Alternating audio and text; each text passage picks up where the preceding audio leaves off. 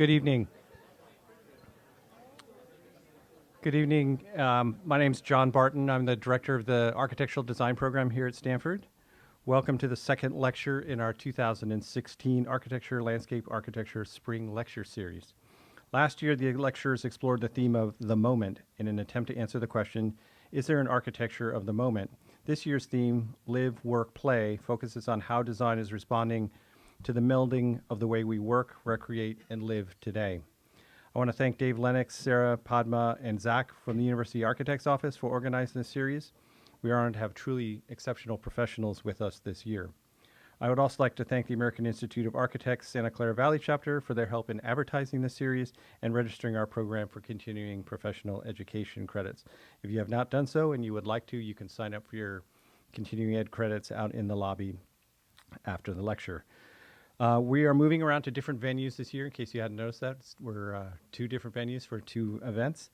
You can visit our website to find out where they are. The next one will be back here with Kevin Conger, and there will be a reception immediately afterwards, I suspect, outside these roll-up doors, which are behind the curtain here. So put that on your calendar as a reception that you are all welcome to attend. And then after that, we'll be back in where we were 2 weeks ago for the remainder of the lectures. Now it's my pleasure to introduce Mark Jensen. As the founder of Jensen Architects, Mark Jensen cultivated his view of the art and science of architecture into an award-winning design practice that celebrates inquisitiveness, craftsmanship, and partnership. These values come naturally to Mark, who grew up among artisans and designers and deepened through his academic and early experience in the United States and Italy. After earning a Bachelor of Architecture degree at Cal Poly San Luis Obispo, a program recognizes for its emphasis on building science, he worked with renowned architects Super Studio, Jim Jennings, and Mark Mack, as well as noted fashion designer Enrico Coveri.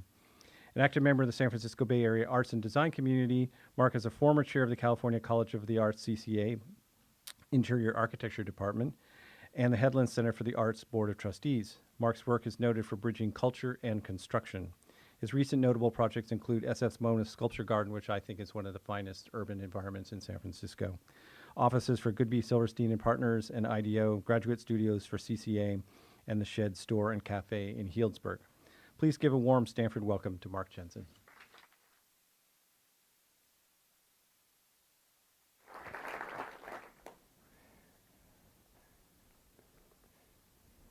Thank you. So first question, is this working? You can hear? Excellent. Thanks for the invitation. Happy to be down here. It's always interesting to give a lecture. I'm going to show some work, talk about our work, but I try to be responsive to the theme, and the live, work, play idea embedded in the description that I read in the lecture series is how this has increasingly challenged our collective work-life balance. This is old news for architects, so we live this. But I'm going to try to address that in maybe two ways. One, to talk about how the spaces that we work on do or don't respond to these different project types. But maybe speak more specifically about what I think really challenges our live-work balance, which is technology.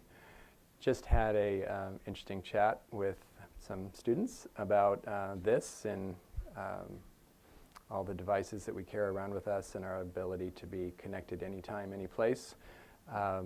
It's self-evident by now that changes how we live our day-to-day lives, but the question that I was asking the students is how does that change the production or construction or consumption of architecture and buildings? So maybe speculate on that a little bit tonight in addition to showing some of our projects. So I've divided my slides into 4 parts. Photography, radical visions, which gets in a little bit of my background. Arts ecosystems, we do a lot of projects in the arts and cultural, and then maybe address the live, work, play typology last. So photography. Some of you may have seen this article recently in the New Yorker, but it struck me as being, well, true. We've probably all been places where this is pretty much all you see, people not really engaging directly with the environment that they're in, but capturing the moment on their phones. So in the future, we will photograph everything and look at nothing. This article had a couple great quotes that I wanted to start with. This one is not new. Some of you may have heard Susan Sontag say, "Today everything exists to end in a photograph." She was probably ahead of her time because this was 1977, but today it seems self-evident that we all walk around the world capturing the moment, and our purpose seems to be to have every moment end in a photograph. So another quote in this article that intrigued me even more. I'll read a part of this. Photography has seen the value shift from the standalone individual aesthetic of the artist to the collaborative social aesthetic of services like Facebook and Instagram. So now when we think about photography, we don't think about the photographer who has a specific individual vision. We think about this fabric, this mosaic of photographs that exists on social media. As someone who is personally very interested in photography, I always have been, and I've embarrassed to admit that I used to have quite a little nice Nikon setup, lots of lenses, a little parallax correction for taking pictures of buildings. I downgraded to a little compact camera, then I got my first digital camera, then I got my phone, and then I just committed the ultimate sin. I set my camera on square mode so I can Instagram. So I'm guilty of this too. But this idea that photography of architecture wouldn't be any more about hiring the specialist architectural photographer who has their own aesthetic and vision, or is directed by the architect, deciding how we want our buildings to be seen. It is instead this mosaic of lots of people taking pictures. So I was just telling students that we just met with that we have so much work in our office these days that I'm not able to go to every job site meeting during construction, which is a shame because after all the hard work, construction is the funnest part, one of the funnest parts about what we do. But I've noticed that since some of the younger kids in my office made me get on Instagram, that a lot of our clients are posting pictures of their projects under construction. So I found that I've been able to keep track of jobs through my Instagram feed, which is very strange. I'd show up for Monday morning staff meetings and say, "Hey, how come that beam wasn't aligned with that column?" They say, "When did you go to the job site?" It's like, "No, I just showed up." But maybe more interestingly, even after a project is done, we get this documentation of our work that never existed before, that's telling a perhaps a richer story than the one point of view of the professional architecture photographer. It's telling a story that is different times, different uses, and different people, different occasions, and something that you could never capture with one photo shoot. So that was the project in Shed. I'll show you more pictures of later. This is a project we've just finished for 500 Cap Street, David Ireland's house and studio, and some work of the Minnesota Street project, a new arts venue that I'll also talk a little bit about later. So I'm intrigued by this compared to this. So this is my website, and this is a professional photograph of a building. So in defense of the photographer, the building wasn't done, so there's no people here. Normally we would like to photograph our buildings with people. But as technically good as this photograph is, it's obviously much less seductive than this mosaic, this fabric of images. So just speculating now on how architecture gets consumed and whether this might start to change how architects think about the work that they do. So, well, of course, we don't really rely on just a single a single image. We have project pages that have multiple images, but still these are all of one hand. And you would just never get an image like this. So this is opening night. There was 6,000 people showed up, much to the surprise of my clients. This is a neighbor across the street who had nothing to do with the project, just looking out on their balcony, wondering what's going on, taking this picture, doing the little tilt shift filter, and I even like the caption, "My street is popping off skis." So even if I wanted to, I could have never got this vantage point of this moment. So this made me think more about photography's relationship to architecture, or maybe media more broadly relationship to what we do. And I've always been a fan of what Adolf Loos said about his own buildings, which is a true building makes no impression as a picture reduced to 2 dimensions.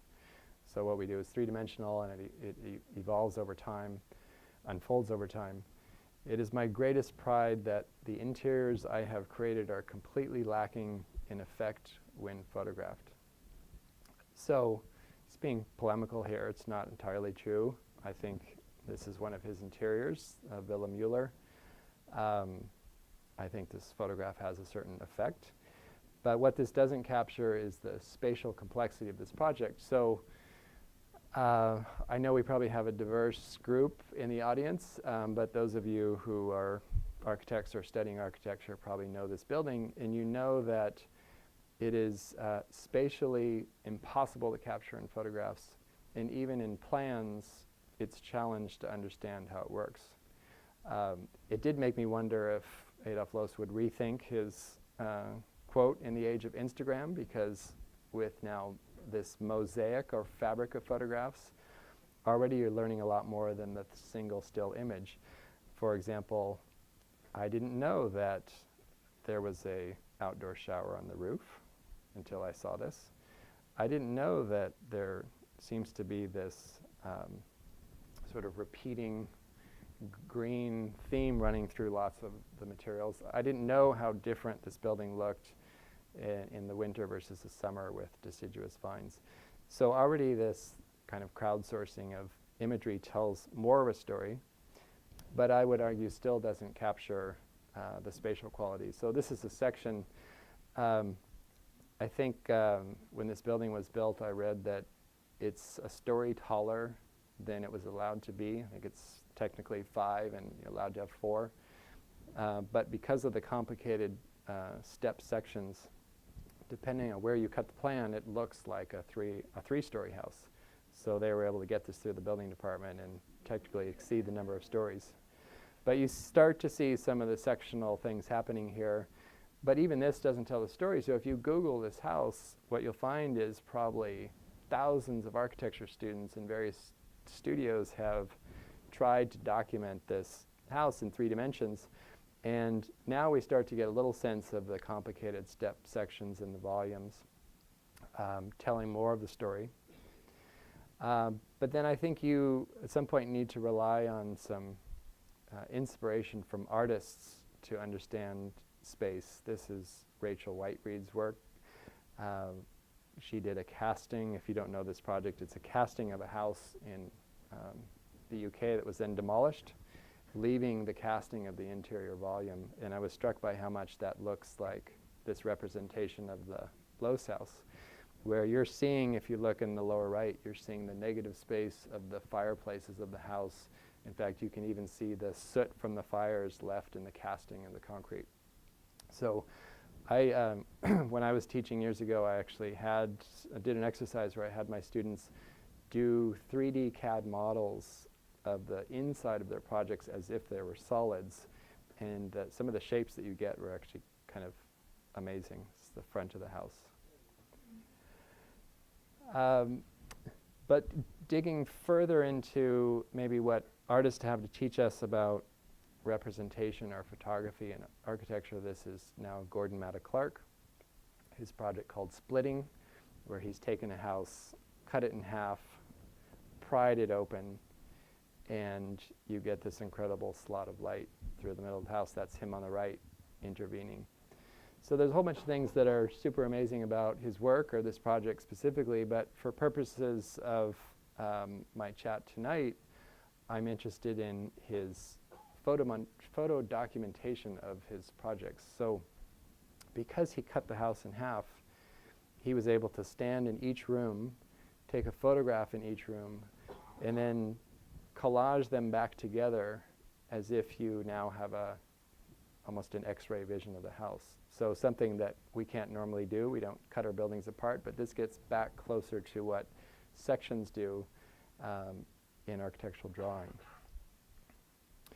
So maybe to conclude this little section, we try to do an exercise in my office from time to time where we get together as a group and we just talk about or jot down thoughts about what we think defines our work or what we're interested in investigating in our work. Maybe before you get to firm descriptions and project descriptions, but just what are some of the themes we're interested in investigating. So this is, when we did this exercise last, this is something I wrote down, that one should think about ideas before space, you should think about space before materials, and you should think about materials before image. So I'm suggesting that the directionality, if there is a direction to this process, should be sort of top-down. And it's my impression that perhaps in the age of Instagram, that we are starting to think more the reverse, that we think about image first, and then maybe later how to materialize it, and think about that as space, and you might kind of run out of steam before you get to ideas. So that might sound slightly critical. It's maybe there's a little bit of criticism embedded in that, but it's just the way we live, this is the way we interact with our built environment. And I'm finding that now when I have a new client, 9 times out of 10, their first thing they do is send me their Pinterest board of all the cool things that they've seen and liked.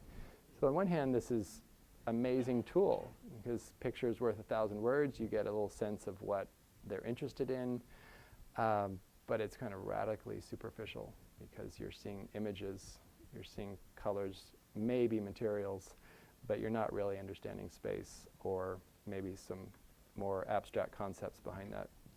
So for me, this discussion or this relationship with social media or smartphones or technology, it's something that we can't deny. It's the world we live in, but maybe it's worth having a slightly critical posture, distance, to think about its effect on what we do.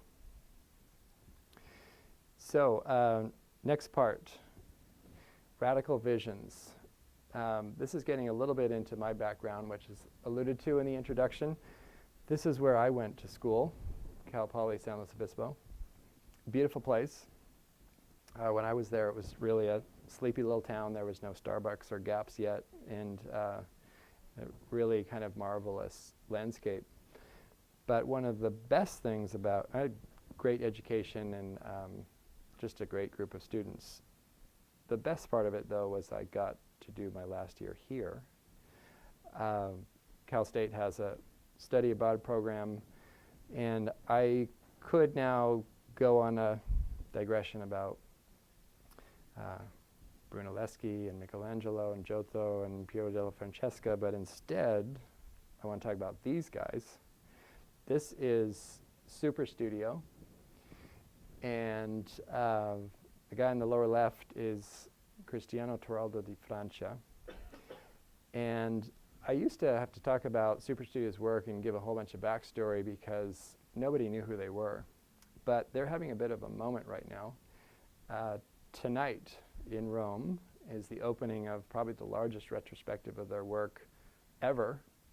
And on the occasion of that, there was an article in the Times last weekend talking about them. So it's fantastic that they're maybe having a rediscovery of what they're interested in.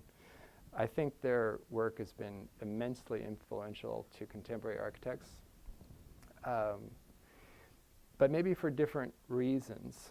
So it's important to understand that this is a project, a series of drawings called the Continuous Monument. Just imagine the world sort of engulfed by this grid that took over cities and landscapes. It's important to understand that these were intended as critiques, not as proposals. So they were operating in the, say, 70s. This is probably mid-70s. And they were witnessing what they would say is the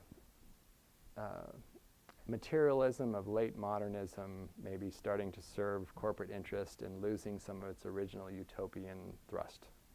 So they started doing these renderings which were showing the modernist project to its logical extreme. So pure abstraction taking over landscapes. And you can look at this and start to imagine this as built form. In fact, if you Google them, you'll just see those crazy commentary like, how could they do that to the coastline? That's so horrible. It's like, well, that's their point. They weren't proposing this. It was intended as critique. But what's interesting about their work is there is a very specific vocabulary which they did eventually put into some real projects. This rendering, it's called supersurface. So it might at first glance look very much like the other collages that I just showed, but the message is 100% the reverse. This is now proposing a kind of utopia where it's this surface that connects everyone on the planet, and we no longer need objects. So if you read the text around this project, you could argue that they have predicted the internet. They're talking about instant communication between all people across the globe without any physical objects, and everybody's in complete direct communication with each other. So this, although the rendering style is the same and you see the repeating grid, this was intended as a kind of utopian statement, not a dystopian statement like the earlier ones. I had two professors there. The second one is this fellow, Johnny Petina. So he operated more as, let me just back up and say a couple things about Superstudio. By the time I had arrived in Florence, they were all still working in the same building, but no longer as Superstudio. So the band had broken up, but they were still cohabitating. And they had started to build, and it's very interesting to look at what they built after this kind of radical polemics. When they started to build, they had to react to the reality of Italy, and their work became almost as obsessive in reverse, and just this crazy intense detail and craftsmanship on tiny, tiny little projects, which is around the time that I eventually worked in their office. So what I learned from them was both the sort of conceptual ideas, but also the crazy attention to detail and craftsmanship that you can get in Italy. So Johnny's work was much more conceptual. This project is called Tumbleweed Capture. He came to America and toured around for sites to intervene and built this structure. The idea was that tumbleweeds would blow across the plains and get caught by this thing, and then it would form its own enclosure over time. I think in reality he placed all these tumbleweeds, but you get the idea of this kind of naturally occurring architecture. Or this project called Vestirsi di sedie. So the English translation is wearable chairs, but that's actually wrong because that's all about the chair. The more direct translation is wearing chairs or put on a chair, meaning like dress yourself with a chair, which is more about the act of doing this and moving through the city, not about the chair itself. Although the chair itself is also a beautiful object. Okay, so that's a little background. We've had the fortune to work on quite a few arts and cultural projects in the office. And I'm going to take you through some of these. The reason I've chosen the word ecosystem is what I've discovered, what I've learned working with these organizations is that we live in a very expensive place. It's kind of old news that artists can't afford to live in San Francisco or the Bay Area anymore, but increasingly arts organizations and galleries are also being priced out. So we've been doing a lot of pro bono work for smaller arts organizations to help them find permanent homes in the city. So it's great that SF MoMA will be opening again in a month. That's fantastic news for the Bay Area. But we also need to be nurturing the residency programs, the arts colleges, the artist studio space if we want to have a real functioning ecosystem. So speaking of SF MoMA, this is our rooftop garden project. What I'll emphasize maybe with a bunch of the work that we show is a couple core ideas. One is the sort of transformability of space beyond just the California indoor-outdoor thing. I mean, spaces that literally become outdoors. So this is the main pavilion, but when the doors open up, the gallery becomes an exterior space, or the garden runs right through it. We made this space first and foremost for art, so it was meant to accommodate sculpture. The architecture wouldn't compete with the artwork, but it's also a space for dining and relaxing, and a cafe, and I think the food program is going to be increased when it reopens. And it's meant to work during the day, during the night. It's a completely luminous ceiling that is supposed to extend the sky. So we call this a gallery without a ceiling. Every time I talk, we have to just pick some topics to focus on at the expense of others. I won't talk about detailing and material and structure as much tonight. But this is the lava of the project, and the wood and a carefully detailed joint between the two. But the main thing I'd emphasize is that with this space, we wanted to not preclude future unimagined uses of the space. So whether it's showing a single sculpture or whether it's a party like this, it's meant to accommodate all of the above. At the other end of the budget spectrum, Oakland Museum asked us to help them with to activate the entry courtyard, which was people would just pass through and not use. So we came up with this idea of a kit of parts. It's a blackboard with tables and chairs hung on the wall as you'd find them in a shaker house, so that when it's all up on the wall, it looks almost like a painting or a three-dimensional static work of art.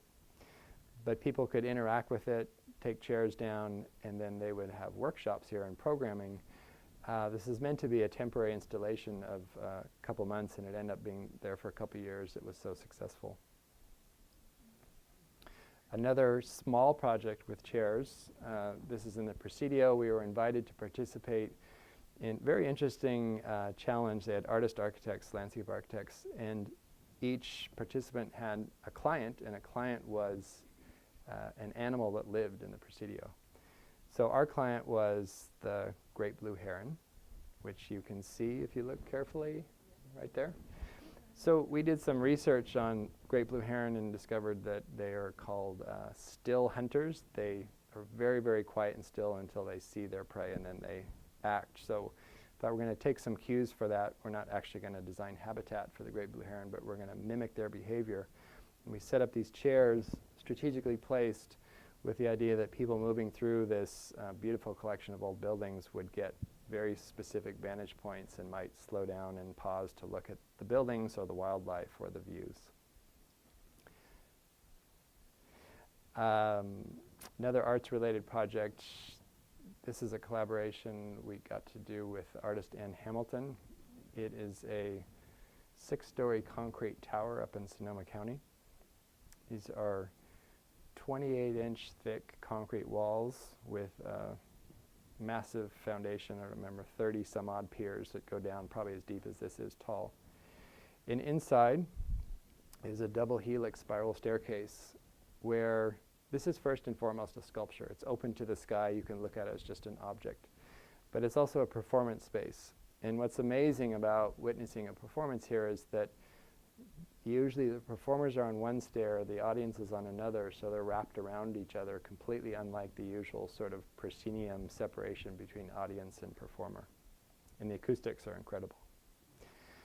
But again, this idea of just sort of creative occupancy and using things for other than their intended purposes if you design them to encourage that. So this is another one of the performances that use the exterior of the tower.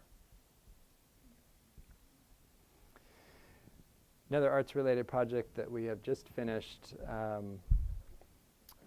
I'm speaking with the assumption that maybe not everyone know who these artists are. If you do, bear with me. If you don't, look them up. David Ireland, super important conceptual artist in the Bay Area.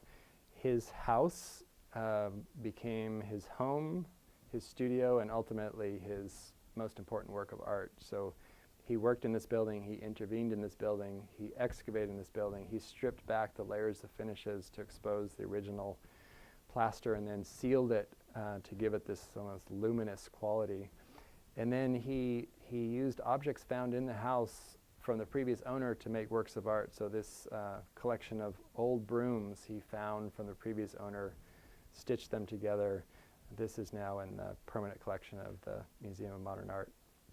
So David had passed right when we started this project, and the house was going on the open market.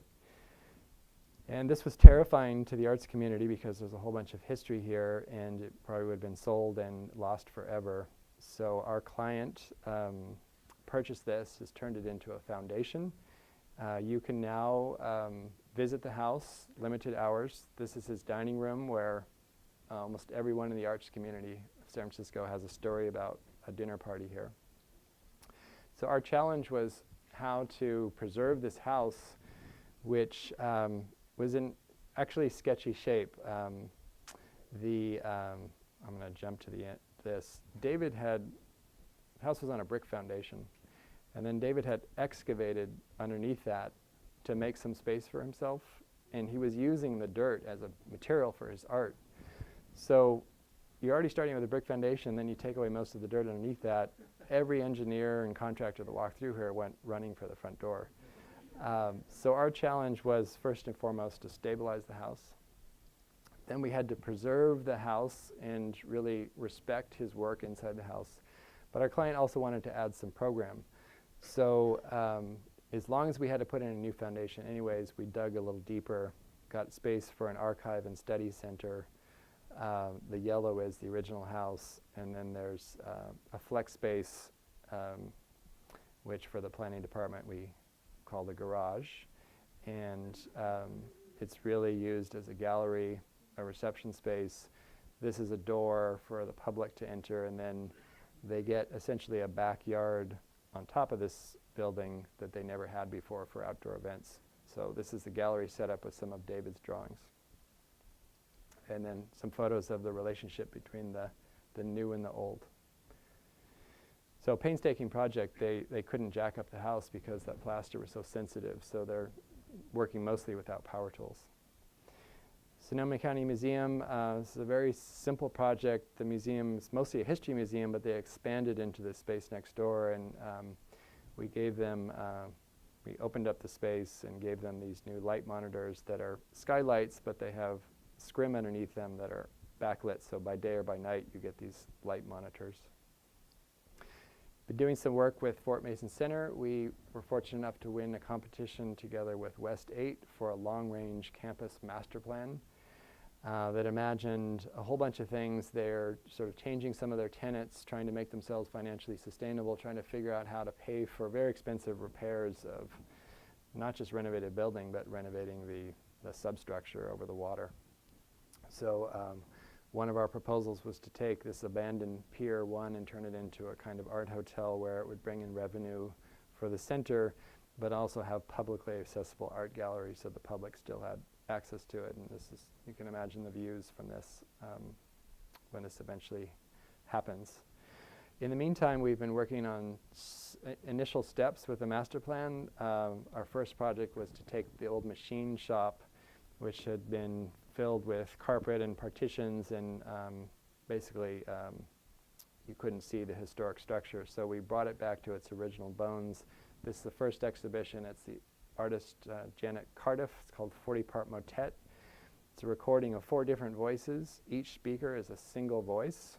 So you can walk around and stand almost like next to a person. So instead of all the sound coming from one place or from 2 channels, you get each voice pulled apart separately. been doing many projects with the California College of the Arts. This is their graduate center. College is in part of town that can be a little sketchy. The college wanted a security fence. We said, okay, if you're going to have a fence, we'll make it the whole facade. So we wrapped the front of it with this metal mesh, which is sort of reflected by day, but lets the light of the building come out at night. Studios inside. And then more recently, this was converted to upper division design studios, so it's much more open plan now. And this would reinforce a point that something we aspire to, which is to make buildings that aren't designed for a specific single purpose, but can have life for many different uses over time.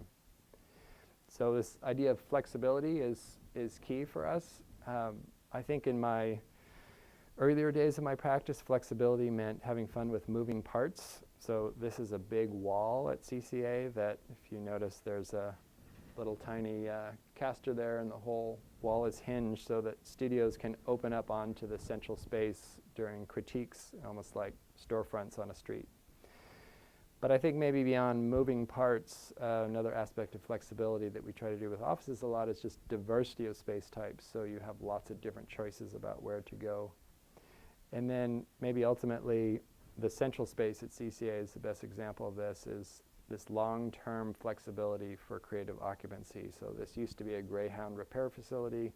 It's now become an art college. They're continuing to build and change things inside. And the space is so powerful in its spatial character and the quality of light and the volume that it can be many different things. So last arts project I'm going to show you is there is a newly named district in San Francisco called Doremi. This is a bit of a stretch, but it's Dogpatch, Potrero Hill, and Mission District. And there is increasingly a kind of exodus from downtown of art galleries who can't afford the real estate anymore. And they all tend to be finding themselves in this neighborhood, this newly named neighborhood. But it didn't really yet have a sense of place, and I think our clients for this project came along, and their goal is to, I say single-handedly, they say it's in cooperation with many other people, but they're trying to save the gallery scene in San Francisco. They said they don't want to live in a city where they can't have art galleries to go to.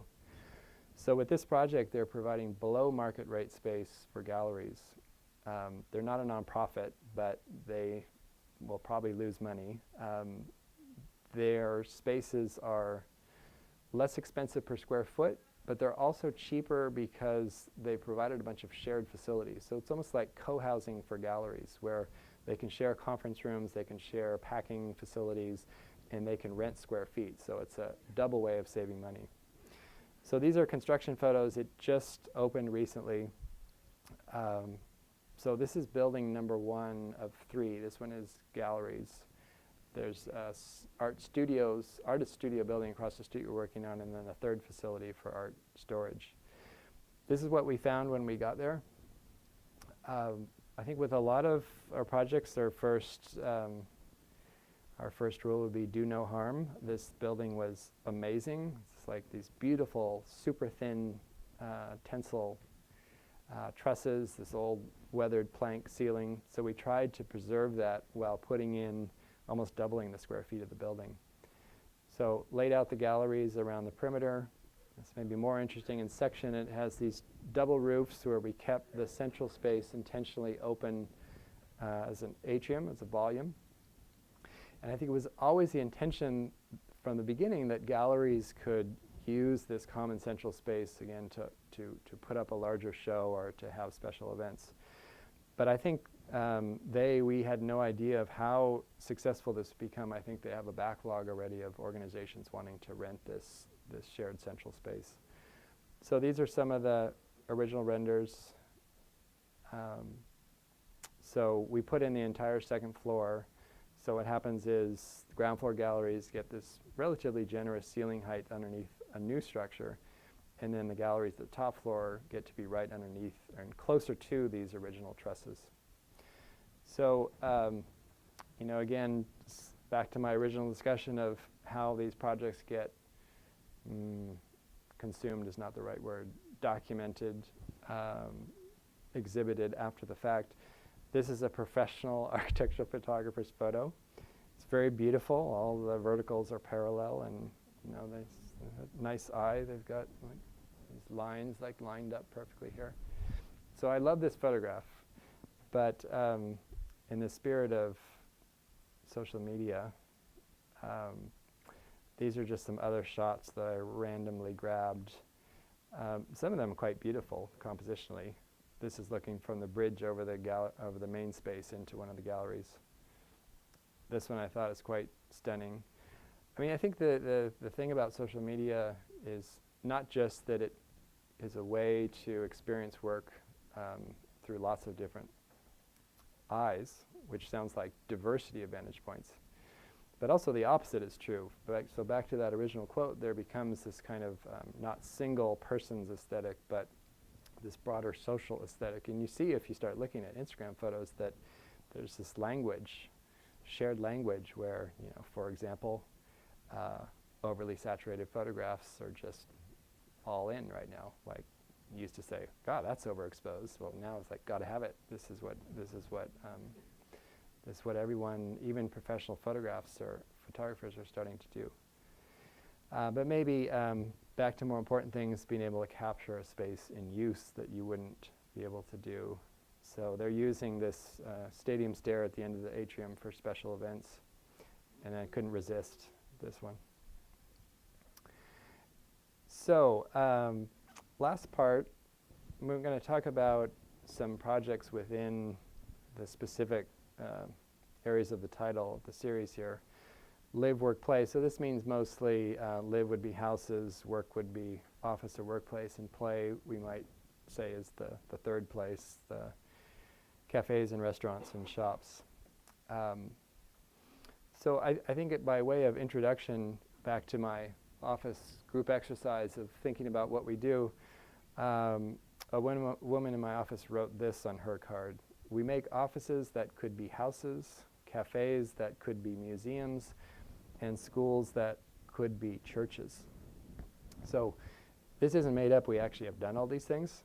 And I think this is super interesting. I'm not interested in form follows function as a rule. I'm more interested in form that doesn't preclude function or get in the way of unimagined functions. So the fact that we can have spaces that aren't really designed to look specifically like a building type or a use type, I think is super interesting. And in terms of this work-life balance, you definitely see examples of maybe people using their houses as home offices or offices that look more like residences. So this blurring of types for me would be a positive. So some workplace stuff. This is IDEO's offices on a pier in San Francisco. So most of you probably know David Kelly, founder of this company, and the D School, and all sorts of great stuff. So big, beautiful open space.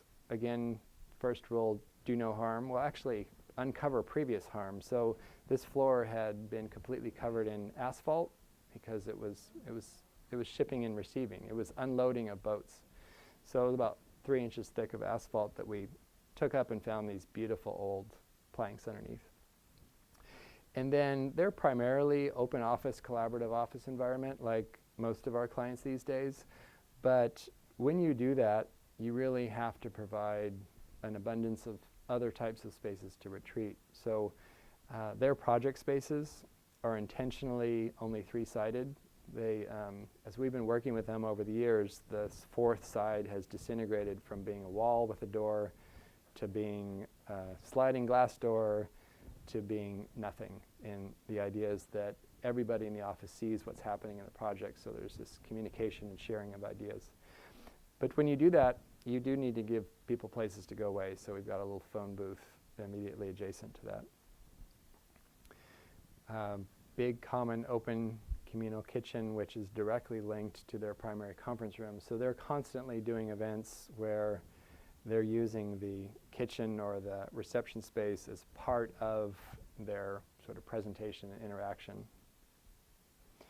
And then coming back to technology, this is well, it's a video conferencing center, but it's not in a separate room, it's just furniture. So increasingly we'll find technology not relegated to a specialist room, but really distributed more evenly through the workplace.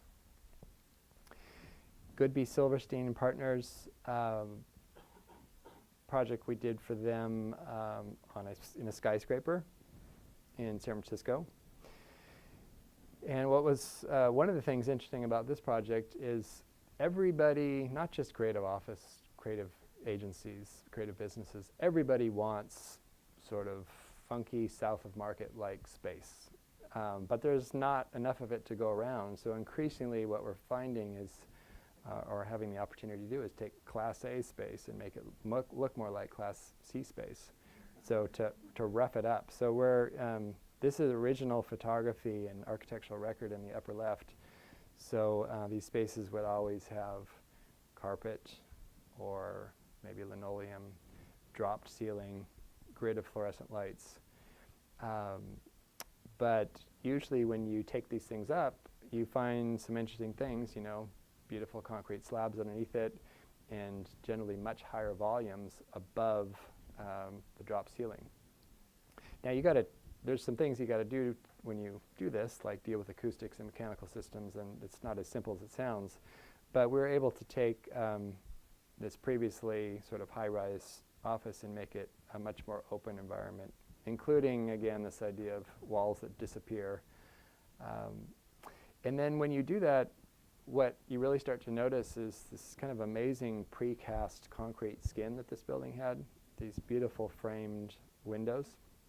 So we try to organize the office around really 360-degree views, in this case out to the Golden Gate Bridge, or in some smaller rooms where it's almost like a framed photograph on the wall. This is a little lounge retreat collaboration space. There used to be a lot of examples of precast concrete facades on skyscrapers in San Francisco, which have been disappearing for maybe two reasons. One is maybe they're just out of fashion, compared to glass skin buildings. But a more practical reason is they're heavy, so a lot of times you'll see these buildings getting refurbished where they take off the heavy skin and put on a light glass skin just for seismic reasons. So some other moments in the office. So we had distributed in this very open plan a series of unique little, almost creature-like rooms. This one is like a little mini theater with a little cantilevered end that when you're inside, you get this kind of vertiginous view down 20 stories to the street. This might look like a setup, but these people are really doing this. It's not an Apple ad. Using circulation for as a collaborative place to work. But this isn't only creative agencies, even this is a financial services company. And they had a very traditional program, which is they want private offices for all their executives, period. So none of this open office stuff for them. But they were interested in collaboration in this space being full of light. So we gave them private offices around the perimeter, but they're all walled in glass. This is the space at night. And over each office, there's a little skylight that opens up to the skylight above. So these rooms feel very connected to the common space. And then you go upstairs and get this nice frame view of the Transamerica building. So it's that last office project I'll show. We like doing workplace design, particularly when our clients are interesting creative partners. But I have witnessed that office design has started to become a little bit like stage set design, where it's all about these tropes of fun. Everybody's competing for the same talent. You got to make your office look like a fun place to work. So it's foosball tables and free food, and you guys know the drill. So it's occurred to me that this has become a little bit less interesting as an architectural approach, because it really is more about these signifiers of things or stage set design. But what I really like about this project is these clients, I think, took this to the natural extreme, that weren't just sort of props from home or props of game tables. But we gave them this little armature where expose the original building back to its structure. And then in each structural bay, we did this nicely detailed little wood storefront. And then in each room, they really moved in as if it was their house. So, you know, you've got the living room, you've got, maybe this is a family room, you've got the game room, and you've got the kitchen.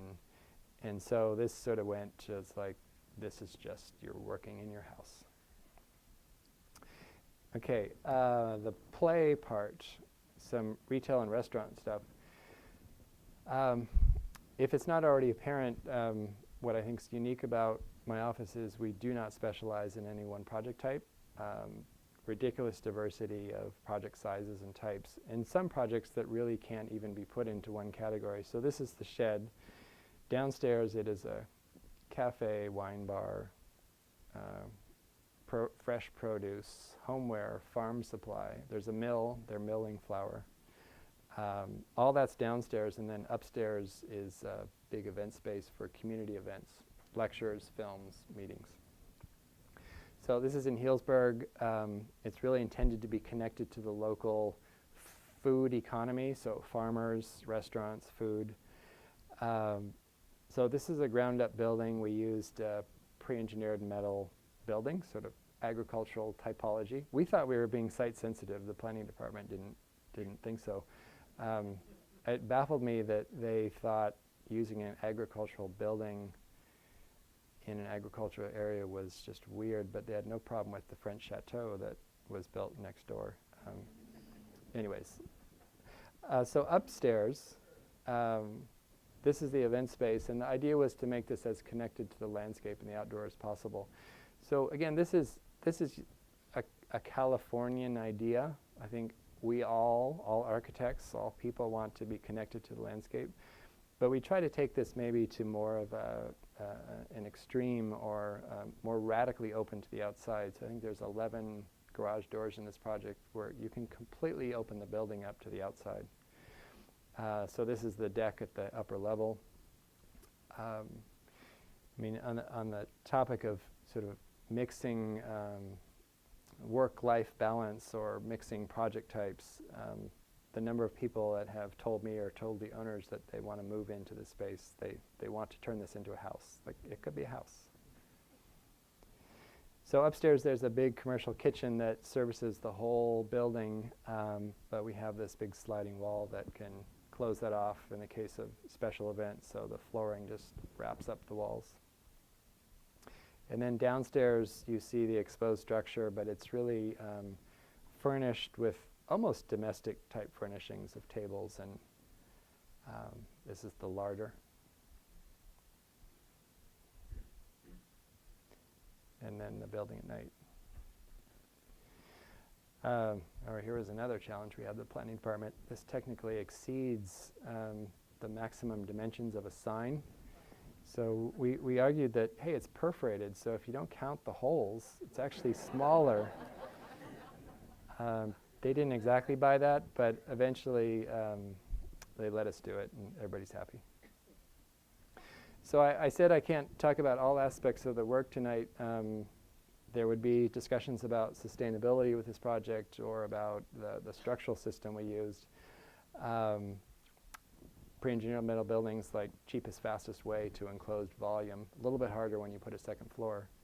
But we're interested in this idea of sensible and thoughtful ways of building, and not just building like we've been building for 2,000 years or more. This is a collaboration with Project Frog. It's a pavilion and gift shop built on the anniversary of the Golden Gate Bridge, and work with Project Frog to develop this kit of parts that is it is prefab in the sense that all the parts are made off-site, but it's assembled on-site. So lots of experiments these days around prefab. Most of them, I think, really misinformed. They're trying to build buildings and ship them down the road. Like, it doesn't make any sense to ship volume or air.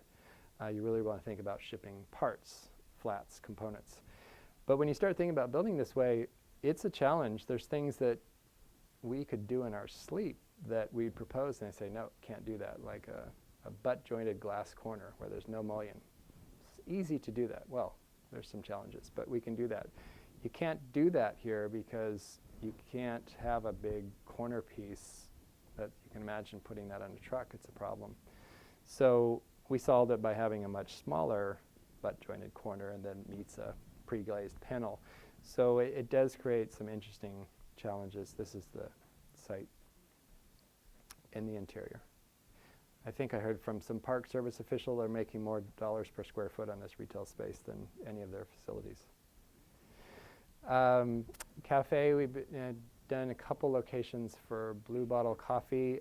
The main idea that we talked about with them was an idea that I think runs sort of through a lot of culture these days, which is about not separating front of house and back of house, making people feel like they're really participating in the process, where the staff and customer interaction is much more fluid. So the thought here was with the coffee bar, instead of a big counter like a wall between you and the barista, it's just a big table that you're all working around. So the barista is obviously on the back, customer on the front, but it floats off the ground, creates some plumbing and drain problems, challenges, but it really functioned really with the rest of the space about a collection of furnitures rather than just built-in architecture.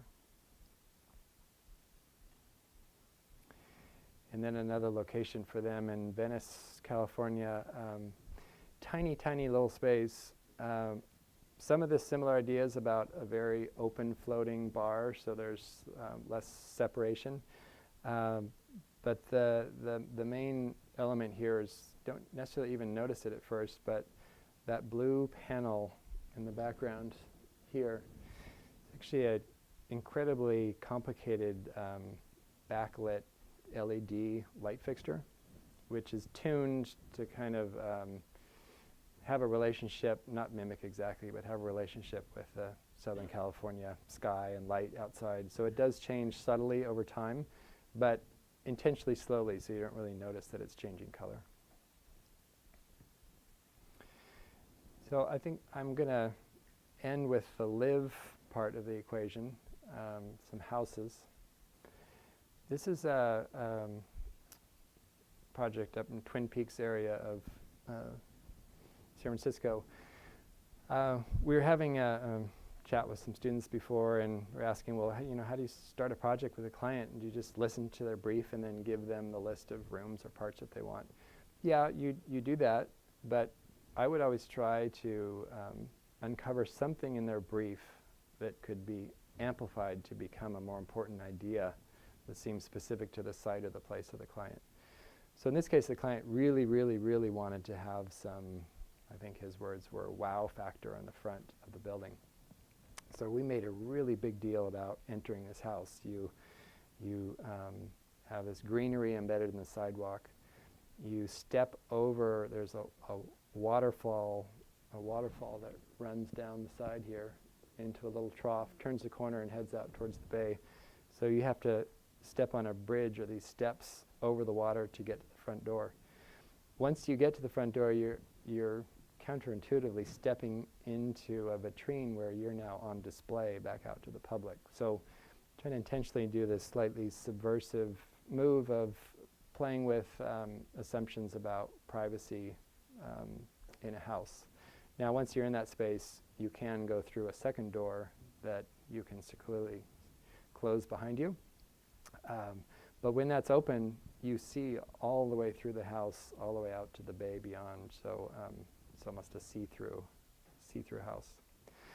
So our original clients sold this project, and then the new owners called us and asked us to work on the back of the building.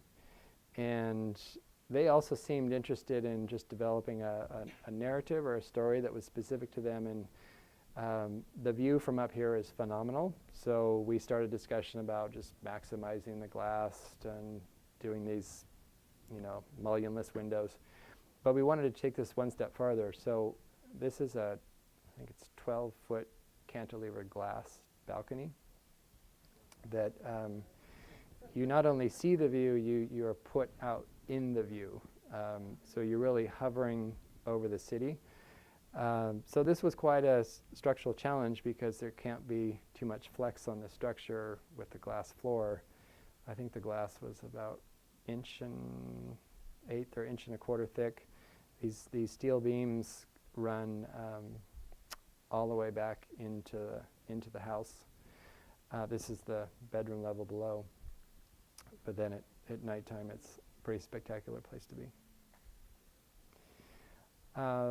This is a mixed-use building. It's an office and a gallery and 3 residential units all combined into a hybrid building. Our client had purchased this old barn. It's completely, the roof was about to collapse, so we took the roof out, kept the original shell, and then put a new sort of glass building inside the old concrete building. And then played with the spaces between these two to become outdoor terraces. So this is the original, is a prune processing facility. So tried to keep the kind of massiveness of the original building, but we're cutting into it in new ways, not just cutting windows, but sort of like these apertures where you could keep the solidity but still see through the building to the landscape. And then upstairs, you get this view out to the vineyards and the hills beyond. I said I wasn't going to talk about structure, but there's an interesting structural thing here. This is, you notice there's no lateral system here at all on the front or the sides. So all the roof forces are going back to the kind of concrete core of the building. And because there's still going to be some movement, the glass is suspended from the roof. It doesn't bear on the ground, it's hanging. So in the case of a lateral movement, it can shift side to side. A house in Pacifica, speaking of views, it's a house in Pacific Heights. And I think we're in collaboration with our client, exploring some similar ideas about transparency and questions of privacy and what the front of a house should look like. So, Pacific Heights, most of these are solid closed buildings with gates and fancy front doors. There is no real front facade here. It's a whole series of shifting levels. The louvered section at the bottom is a garage door. It's a very complicated garage door. It sort of folds open. Our client at a certain point was complaining about the cost of his garage door, and I said, it's not a garage door, it's the front of your house. Because it really is the only true facade that hits the street. And then behind that, the house kind of dissolves. At the top floor is where you saw the view in the first photograph. This portion in the front to the left in the slide was built above grade, and then we moved the ground up with it. So they kept their garden, their front garden, but it's now at the upper level. And then this space below the garden, that's actually a little indoor swimming pool. Well, it's an outdoor swimming pool. It's an endless pool. There's this access to the deck, and then the other side there's another courtyard. So, this might be a little presumptuous, but to come back to Adolf Loos and talking about not recognizing your buildings in photographs, these spaces are really difficult to capture with two-dimensional photographs. You walk in the front door, you're confronted with this swimming pool, which can have these walls that disappear. So you're in an interior hallway, but then immediately to the right, there's another courtyard. So when you're out in that courtyard, you're looking from outside through an inside space back to an outside space. And so the whole house, when these panels are open, sort of disappears. And then it disappears even sort of sectionally too. So now you're looking up above the pool, which is open to the sky, and you're seeing the level of the roof deck. And then this is the main level. So kitchen, living, dining, connection out to the roof garden, and then the city view is behind us. And on your right is a glass elevator that serves all stories of the building.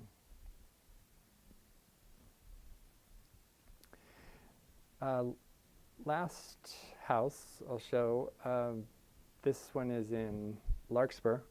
very complicated site. It's on a ridge with crazy beautiful views that of course everybody wants to put their house right on top of the ridge, but the town says you can't do that. The ridge is sort of protected zone and we don't want people to see your house and don't want you to destroy the ridge. So there was this kind of back and forth and complicated design evolution here where we tucked part of the house into the hill. So at the beginning from the street, you're confronted with really a 3-story building. This is coming up a super, super steep driveway, which was a kind of massive construction project in itself. But you get to where that perforated metal is, that's the garage. So it's 3 stories here. As you move around the house and up the hill, it becomes 2 stories. But the lower level is it's the bedroom level, is tucked into the hill. So the back wall is a retaining wall. Then you move up through the house in this open staircase. This is the front door. And when you get to the top, the house kind of disappears. So it's 1 story, but it's 1 story with walls that kind of vanish into nothingness. So we succeeded in building on the hill, on the ridge, by not building on the ridge and convincing the planning department that this is such a modest little 1-story intervention on the ridge that it would be okay. So I talked earlier about just what it means to be an architect in California, and of course we all want to connect to the landscape, but really interested with all our work in being maybe even more provocative with these connections where you question assumptions about privacy and you maybe aren't just allowing people to step out to the landscape but bring the landscape into the house, where at the end of the day this is just a garden pavilion, not a big house. So, but this can exist in many different modes. It can be completely enclosed at night when it's cold. It can be completely open. It can be surrounded for privacy by curtains, or this is my favorite, it can be completely open but with the curtains drawn, so it's like being in a tent. And then what little, here I go again, I have to talk about structure. So on the right where those cabinets are, that is the structural core of the building.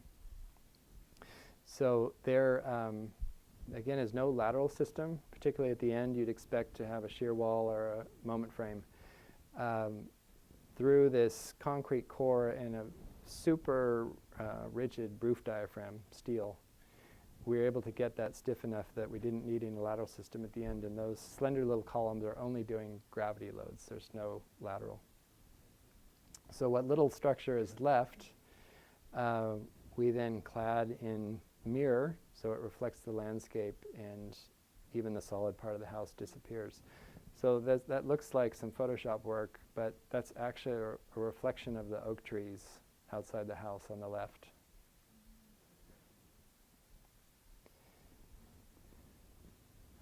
And then this kind of tree trunk or core of the structural core of the house is clad in oak, so you get this kind of tree, fire, hearth to the house. So maybe to conclude or to respond again to the brief, the theme, the live, work, play idea from the standpoint of sort of building buildings and typologies, we're super interested in having really blurry boundaries about what these things look like and not respecting these typologies. But the other aspect of this live, work thing is just the erosion of private life through our constant interconnectedness.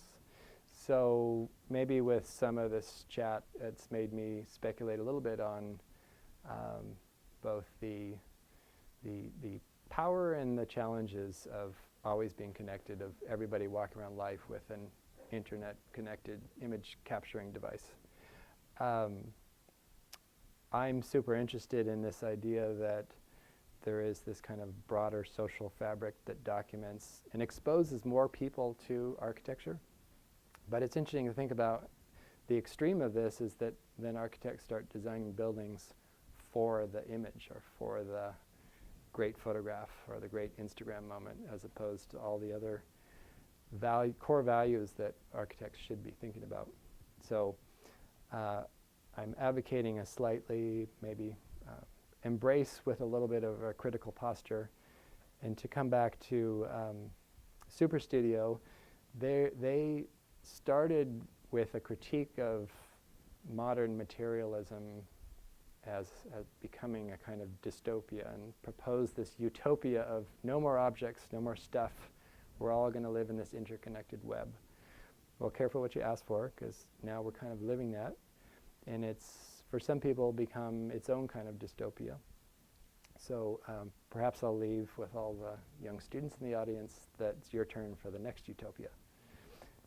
Thank you very much.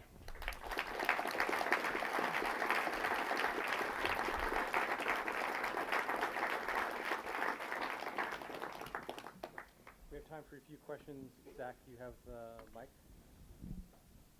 You've got a question. Okay, let's wait for the mic so it gets on. So we can No, we need it for the recording. I can repeat the question.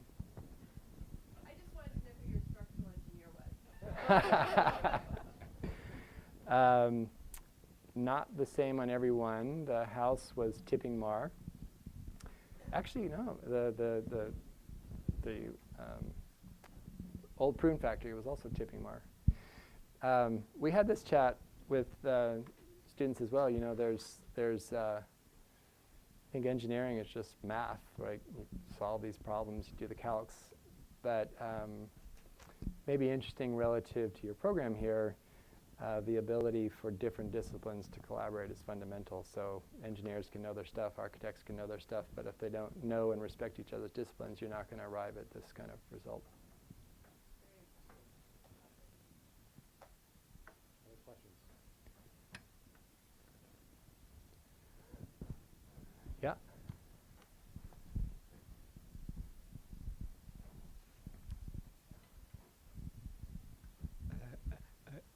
Given the kind of a previous discussion about the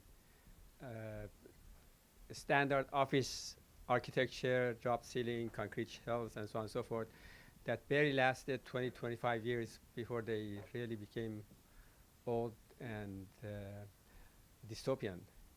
How do you see this kind of wide open, airy, transparent, and see-through structure aging? Yeah. So I'm always skeptical of kind of strict polemics, because I think that things tend to be cyclical. So about what's good or not good maybe is circumstantial, and there's never going to be one exact right answer to this. So, you know, those buildings, those office buildings, when they're built, they're perfect. They're acoustically good because you have absorptive surfaces opposing each other, carpet and drop ceilings. They're, all the executives got their private offices around the outside, and life was good. So now, where the priority has become collaboration, and people don't want walls between them, they also, by the way, don't want hierarchy, so you can't have a corner office. You actually have to let everybody enjoy the perimeter view. I think this is all good, and we've done a bunch of spaces that you guys have maybe work in some of these spaces. But I think that people have been experimenting with this new approach to office design long enough now to be reminded of why we didn't do this. So acoustics are generally terrible in a lot of these open office environments. And I'm sure you guys have all seen the studies. They've done the research, and people are less productive when they don't have a chance to get away, escape, work in private. There's more sick days in these open office environments. So, you know, as the pendulum moves back and forth, and we're noticing with a lot of our clients that they're looking for not a return to cubicles and private offices, but a little bit of the alternative space. So dealing with acoustics and having a place to escape to as a compensation for all the benefits of the open office environment. Did that answer your question? Other questions?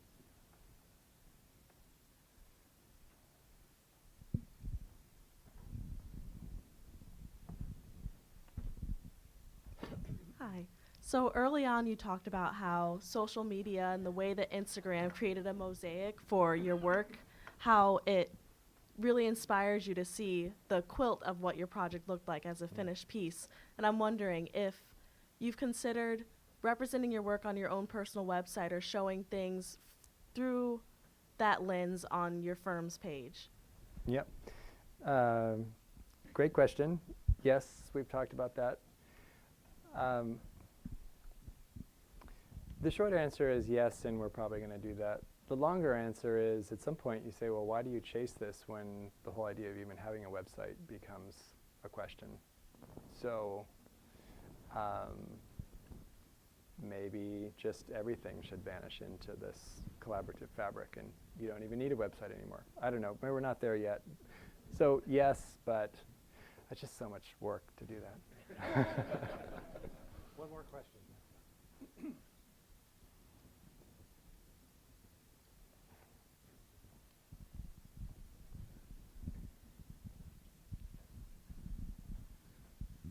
I like photography as well, but how do you see virtual reality and how we experience space kind of transform how architecture is shared, critiqued, experienced? So first of all, I was very aware that introducing the topic of technology at Stanford, I was asking for trouble. I tried to limit it to social media and phones, but it's an inevitable extension of this discussion. So when the Google Cardboard things got shipped to New York Times subscribers, I got my little cardboard thing and I took it into the office, and someone in my office took a SketchUp model for a project that they had already been working on it with very little modification. They put it on my phone, and I put it in the thing, and I was able to look at this project we were designing like, wow, okay, this is going to change everything. So, I mean, yes and no. It seems like probably every architect's going to do their client meetings with people wearing goggles pretty soon. But I think that's not the only conversation that you have with your client, and we're not going to completely immerse ourselves in that. It seems inevitable, though, that that will become just as CAD and other technologies have become part of the architect's tool belt in the presentation, representation, production, and eventually fabrication of work seems inevitable. We've not really embarked on it other than having fun and some entertainment value with some clients so far, but we haven't started using it as a real tool yet. Good question. All right, thank you very much.